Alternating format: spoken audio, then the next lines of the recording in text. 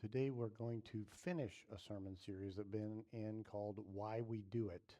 And we're going to talk about children's ministry. But I want to start actually by recognizing that for us, children's ministry really, in some senses, goes clear up until someone goes to college, because we have youth group as well. And if you didn't notice, are not the old guy at the drums or the lady at the piano.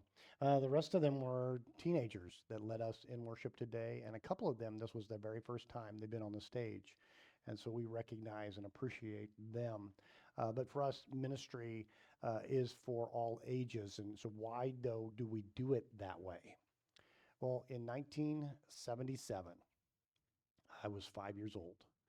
And I can remember bits and pieces of this story as if it were yesterday. I grew up in a town, New Ross, Indiana. It's about 500 people. And the little Christian church there's only about 50 people in the church at the time. And we would gather for worship, and um, they would have the worship time. And then when it would come time for the sermon, the kids would go into the back for their time together. And at 5 years of age, I was grouped together with the toddlers. And I was the big kid at the table while everybody else was small. And it was getting kind of frustrating to me. And I voiced that as a 5-year-old to my mom and dad. Well, mom and dad I didn't know were having struggles on an adult level with some of the things going on in the church. And so they said, let's go try out another church. So one Sunday morning, we drove 15 minutes to Crawfordsville, Indiana, to Woodland Heights Christian Church. And this part of the story I don't remember, but my parents said when I came out, I got in the car and I said, Mom and Dad, can we go back to that church? They have kids my age. And they discussed it, and wasn't an easy move, but we transitioned to Woodland Heights Christian Church, and my family was very committed to that, and my mother still goes there today, and this became the place where I was baptized. This became the place where I attended youth group and felt the call to go to a Bible college, eventually would go into ministry, and they would support me through all of that. And it all started because of a positive children's church experience. As a result, when I started into ministry, I said, wherever I go, one of the things I want to do is build a strong children's ministry. I hadn't been here very long, and a little over a year, and we made the move, and we hired Jamie to come in as our children's minister. Jamie Isaac runs all of our children's ministries and stuff that goes on in the back there. But I also recognize that in congregations of 250 people or less, that their view and their approach of children's ministry most often is shaped by the preacher and his experience. Okay? The preacher grew up in this environment, and he says, I want to replicate that because that's what brought me here. And so when I come to this topic of why do we do children's ministry, I have to be very careful to separate out what's my own personal experience and really establishing this question, what does the Bible say about teaching children? Well, that's what I want to explore for the rest of this time together, and I'm going to do it from the book of Matthew. Now, if you were to open your New Testament, it's the first book of the New Testament. One of Jesus' closest followers, one of his 12, he's called Matthew. He's also called Levi. He's going to spend 3.5 years with Jesus, and eventually he's going to write back his reflections on that. And it's not really a biography. The Gospels messages are kind of have a point and purpose as they tell the story of Jesus. And Matthew's perspective is he wants people to know that Jesus is a fulfillment of the Old Testament. So there's a lot of Bible prophecies that are fulfilled. He also wants people to know that Jesus is a preacher. And throughout the book of Matthew, there are 5 major sermons, or sometimes they're called discourses. There's 5 major sermons. The first one you're probably going to know, Matthew chapter 5 through 7, is the Sermon on the Mount. That's Jesus' longest body of teaching. In Matthew chapter 10, there's the Sermon on Missions. He's getting ready to send out his workers, and he's going to teach them about how to trust him. In Matthew chapter 13, there's a sermon that's completely in parables. And side note to that, next week, for the following 4 weeks, we're going to be spending time looking at one of those parables found in Matthew chapter 13. The series is called Dirt. So if you go back and read that, it'll become pretty obvious what we're going to talk about. okay? His fourth one is in Matthew chapter 18, and this is called the Sermon on the Church or the Sermon on Community. And that's where we're going to be today. And I want to do is dig into the first 18 verses of that sermon and really be guided by this continual use of this word or phrase, little ones, little ones. He's going to keep talking about the little ones. But I have to set the context, okay? So let's go to Matthew 18, verse 1. So what brings all of this up? At that time, the disciples came to Jesus and asked, "Who then is the greatest in the kingdom of heaven?" The disciples want to know. It's really personal. Which one of us, Jesus, do you think is the greatest? Now, I do love about the gospel stories is that the disciples just tell the truth. They don't try to if it was me, I would not write this story because in retrospect, it doesn't look very nice. Now, maybe they recognize that you can't keep it hidden because this thing, same kind of statement, this is the first of three different times. They want to know who's the greatest. Now, the reason that they're doing this is because he's getting ready to go to Jerusalem. And as he keeps talking about going to Jerusalem, as he draws closer on his journey, they know he's going to establish a kingdom. They think it's an earthly kingdom. He's going to throw out the Romans and he's going to set back up the nation of Israel and he's going to be the great king who sits on David's throne. And they say, if you're going to be king, we want to know who gets to sit at your right hand. Who's going to be in the position of power and glory beside you? So tell us who's the greatest, and then all the rest of us can figure out how to adjust so that maybe we can just nudge them out a little bit. Jesus, I'm sure, gets frustrated at their lack of spiritual growth. The staff and myself, we are doing every Tuesday morning, we're going through a book called The Disciples' Journey. It's a 5-day reading, and then we get together and we discuss it. And this past Tuesday, we were in week number 3, page 75. It says, one of the surest signs of spiritual immaturity is the continual use of the words me, mine, and I. And the disciples, Jesus, tell me, am I the greatest? And he uses this as an opportunity to teach. He is going to preach a sermon about little ones. The first part of this, though, is going to give us insights. I'm going to give us 3 insights to children and children's ministry. Number 1, the value of children. The value of children. Pick up in verse 2. He called a little child to him, and he placed the child among them, and he said, "Truly I tell you, unless you change and become like little children, you will never enter the kingdom of heaven. Therefore, whoever takes the lowly position of this child is the greatest in the kingdom of heaven, and whoever welcomes one such child in my name welcomes me."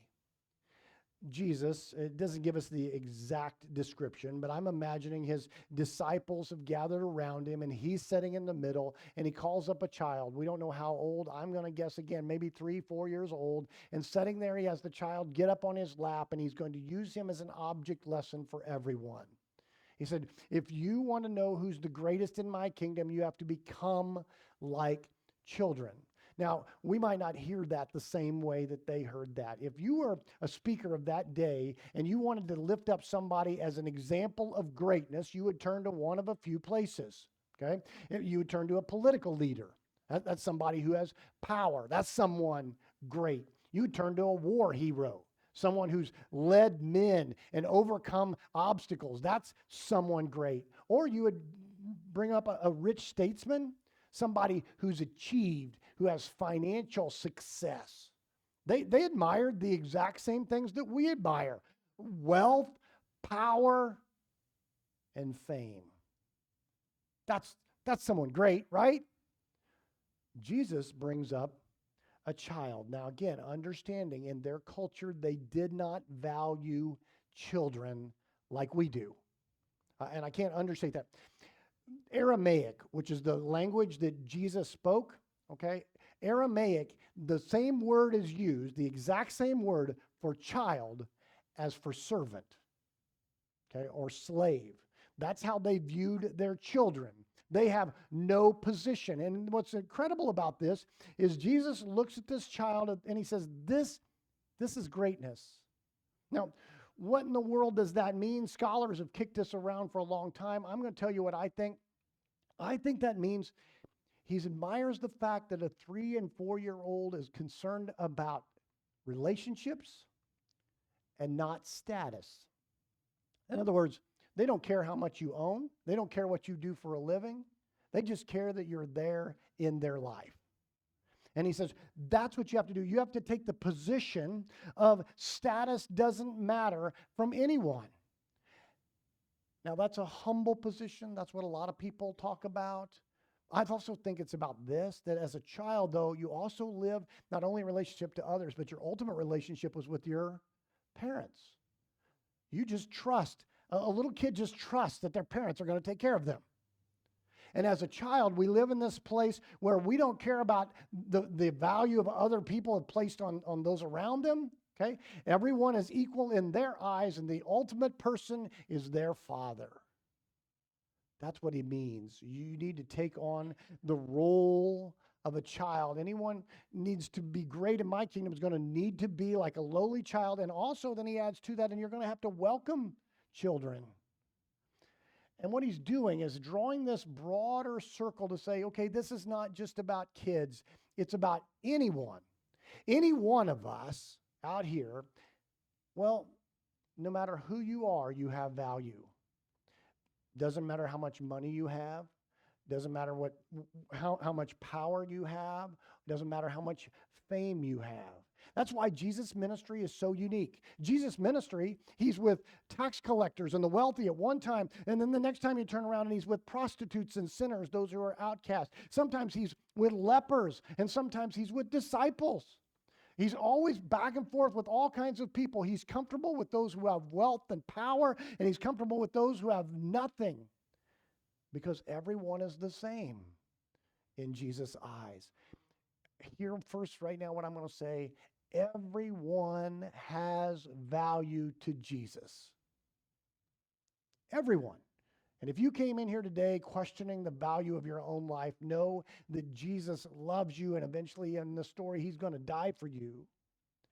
But that's also true of even the youngest members of our church, that every person, no matter what their age is, has value to Jesus.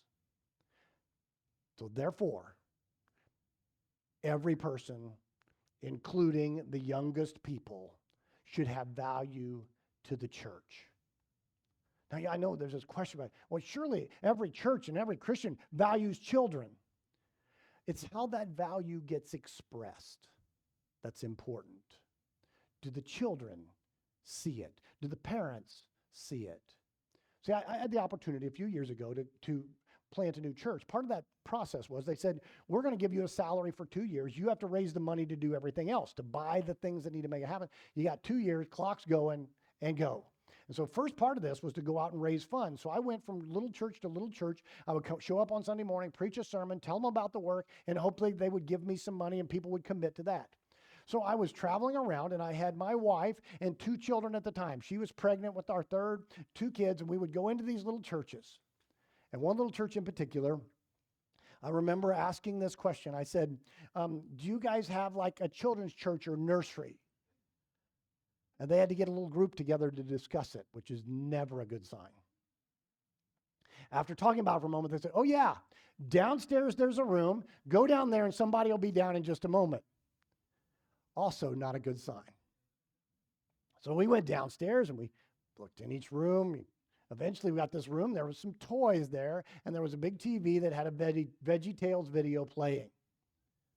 Now, this part of the story, some of you are not going to appreciate. Some of you are going to be with me. So then Michelle and I stop in the doorway, and we look around at the toys. They were all Little Tikes wooden toys. Now, that might not mean a lot to you, but Little Tikes got in a big lawsuit because the heads would pop off and they were a choking hazard. So now they make them with great big heads on each one of them. Well, somebody in the church had said, well, we can't just throw these things away. Let's put it in the nursery. And my wife and I looked around at the toys, and there's this moment where we recognize They're wanting me to leave my kids here alone with a choking hazard and a TV. That's their idea of valuing children. See, value is communicated in everything that we do and we design. Jesus valued every single person from the top to the bottom. Now, the second insight in this, though, is that these children, they're going to need proper guidance. They're going to need proper guidance. Let's pick up in verse 6. If anyone causes one of these little ones, those who believe in me, to stumble, it would be better for them to have a large millstone hung around their neck and to be drowned into the depths of the sea. Woe to the world because of the things that cause people to stumble. Such things must come, but woe to the person through whom they come. Jesus is still talking about little ones. Now, understand, we got a little pause there, a little break. That's anyone who believes in him. But it still seems like he's continuing with this child on his lap, talking about what's going to transpire over the next few years of their life. He says, someone is going to cause them to stumble. Now, what that means is each one of us is on a journey with God. And as we're walking our path with God, something gets in our way that trips us up off of that path. Now, that might trip us up one time, or for some people, this might trip us up and we spend quite a bit of time away from the Lord and on the right path. Or maybe for some people, it knocks them off the path completely. Something's going to come along that's going to knock us off the path that God desires for us. Something's going to bring sin into our lives. Now, that happens in one of two ways. It can happen directly or indirectly. There are people who will influence our children directly for evil. I know you might find that hard to believe, but it's true. Growing up, and even still to this day, I have struggled a lifetime with using foul language. It's just curse words come natural to me. And I know part of why it happened, because when I was a little kid, this is not an exaggeration, riding on the bus, our neighbor across the road, we all stood at the same bus stop, Mike Ham. Oh, I shouldn't have said his last name. Mike,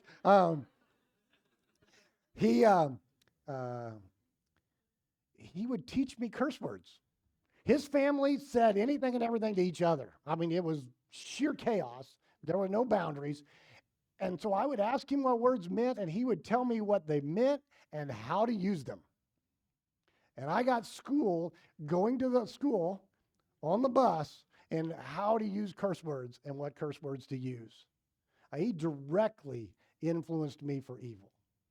Still impacts me today. Sometimes, though, we need to understand that our influence can be indirect and produce the same result. See, I watched a video this week on TikTok. It's a little girl, I'm going to guess about 5 years age, and she swears a couple different times. And you can hear the whole time that she's swearing, mom and dad in the background just laughing away. You know why? Because it's what they say. All the girl is doing is parroting what she's heard her parents. And Jesus says, be clear, sin's going to come into every part of our lives, but woe to the person through whom it comes. Don't be the person that leads children away from God. Now, he seems to imply that there's going to be some extreme sort of extra punishment on top of that. He says, it'd be better if you'd been thrown into the ocean with a millstone around your neck. Now, know that a millstone is a huge stone, weighs about 100 pounds. It's pulled by a donkey around a circle, and it smashes grain. I remember John Ortberg's sermon years and years ago. He said, just so we're completely clear, no one, when they're drowning, goes, hey, throw me a millstone. All right? It's not a flotation device. He says, it's better for you if that had happened than if you had led a child astray. So let's draw some conclusions. If sin is coming for your children, the church can be someone who's there to try to help them prevent it. We can be there to prevent it in the life of a child. See, there are two types of ministry. I say these things all the time. Two types of ministry.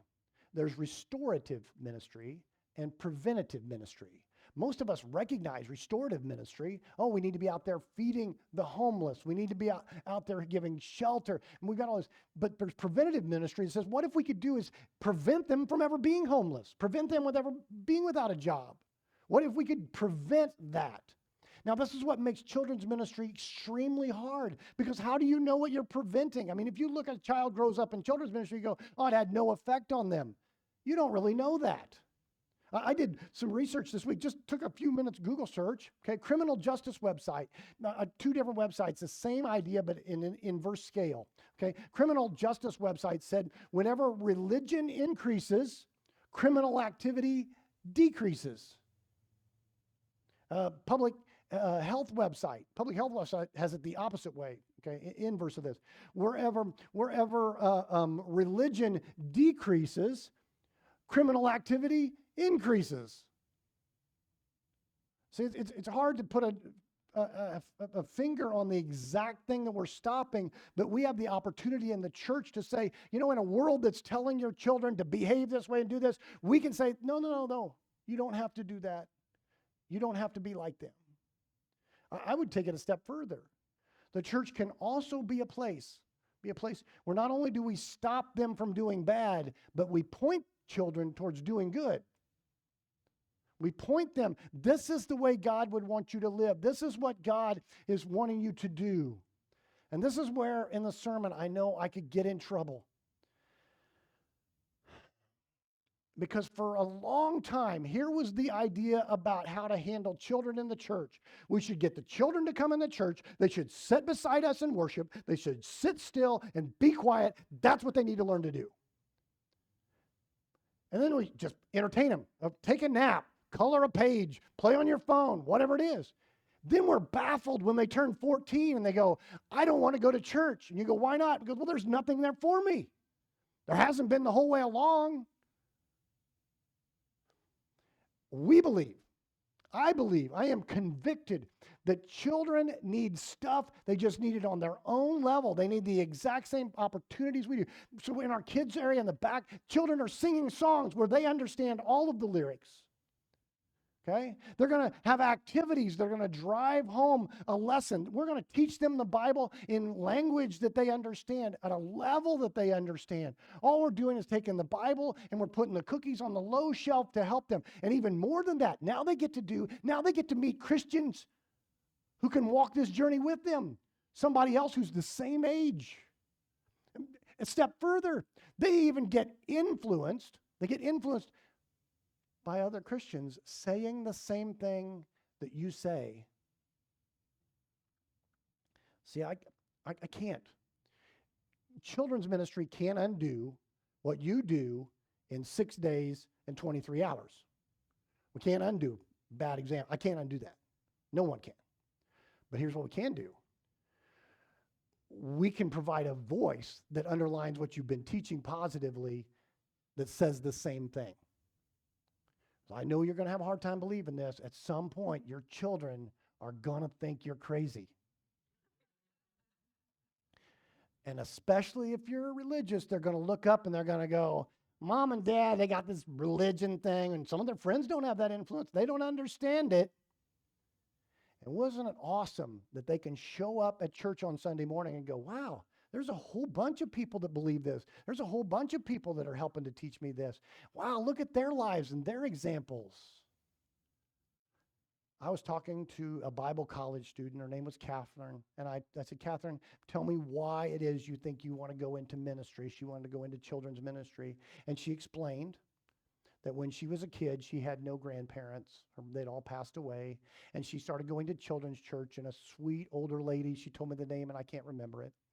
She said, but this sweet older lady just adopted me. She said she treated me like one of her grandkids. She gave me birthday cards and just poured into my life. And she said, as I got older, I realized I want to do that for somebody else. And we have this opportunity to point kids in the right direction. Now, in this passage, I'm not going to read verse 8 and 9. Verse 8 and 9, Jesus is going to say, you become responsible for your sin on your own, and you're going to have to take drastic measures to get it out of your life.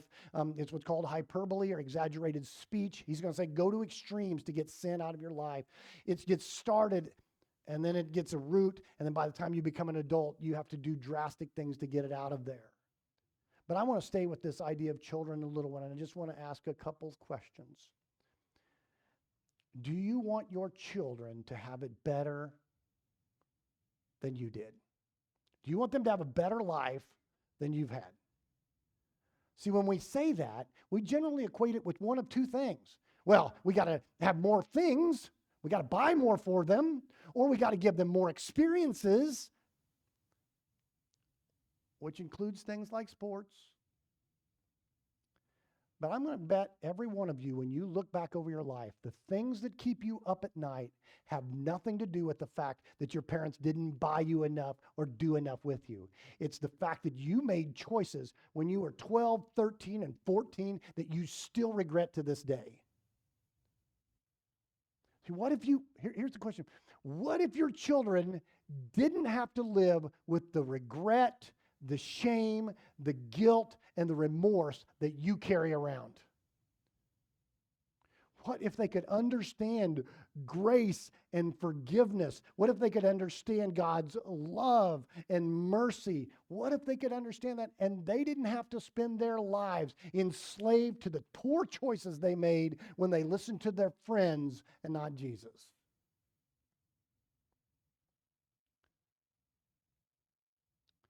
The church wants that for your kids as well. All of us in this room, we want your kids to grow up in a way that they don't have to carry around all this baggage of poor choices. I've told this story multiple times, but I'm going to add something to it. Mark Scott, one of my professors, told about how he went to a prison, and every time he went to work at this prison, they would say, give your personal testimony. And he said, I don't have a personal testimony. My dad was a preacher. I've been a Christian since I was young. I went right to Bible college, started preaching when I was 18. I've never really had a bad side. And they said, yes, the prisoners want you to tell that story.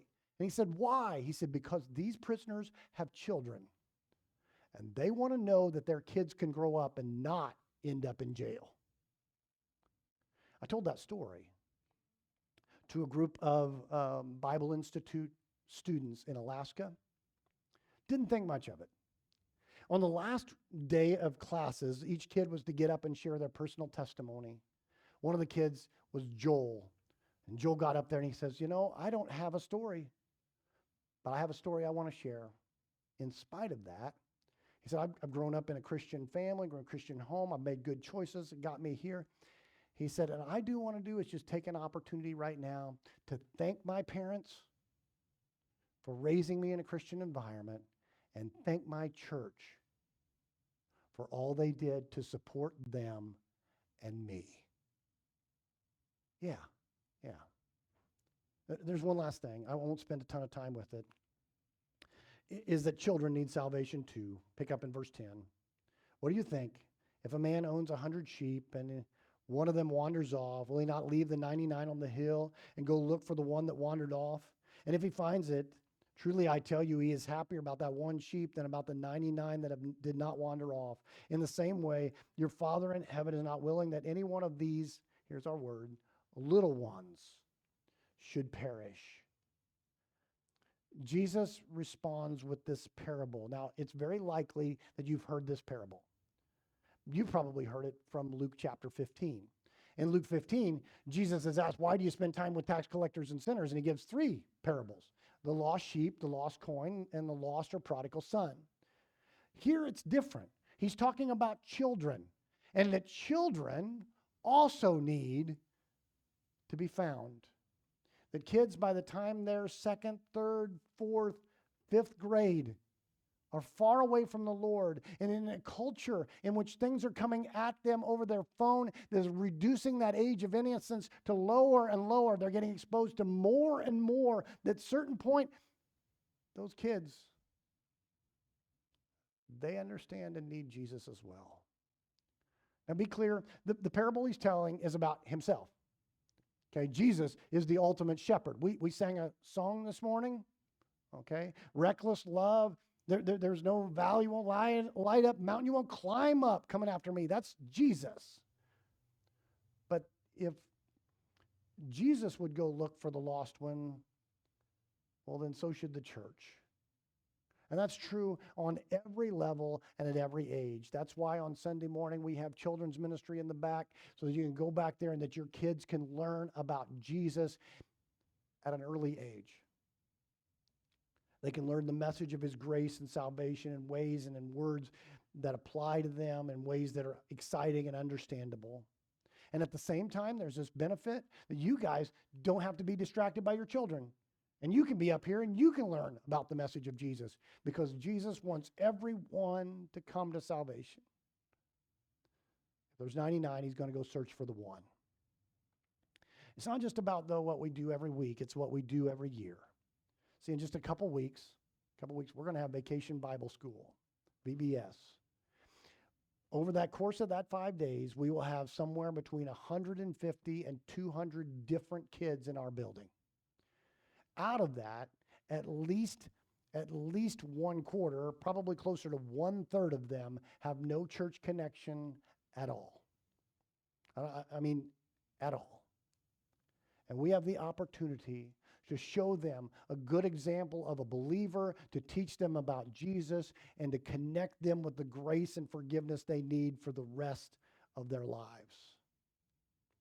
The church is not just not just a group of people that get together and say, you know what, we care about kids, we just care that they don't bother us.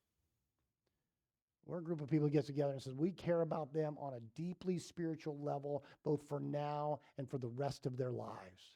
And just like Jesus, we are going to value the little ones and try to guide them in the right path. And when they step off the path, we will be here to embrace them with the love and grace of Jesus. Now, to end this sermon, throughout this series, I've tried to do some different things. I planned this a long, long time ago, and as we were putting together our plan for the year, our children's minister, was like, well, I'm going to be out of town on the 30th. Well, that's tough, because I have a whole sermon plan that's going to include you. So I said, how about this? I said, how about you put together a video, and I just want you to answer this question. Why do we do children's ministry at Adrian Christian Church? And I wanted today to end with an opportunity that it was going to be filmed in the back, that you'll get to see some of the things our kids do. And hear, she never heard my sermon. She has no idea what I said today. Hear what she says about why we do children's ministry.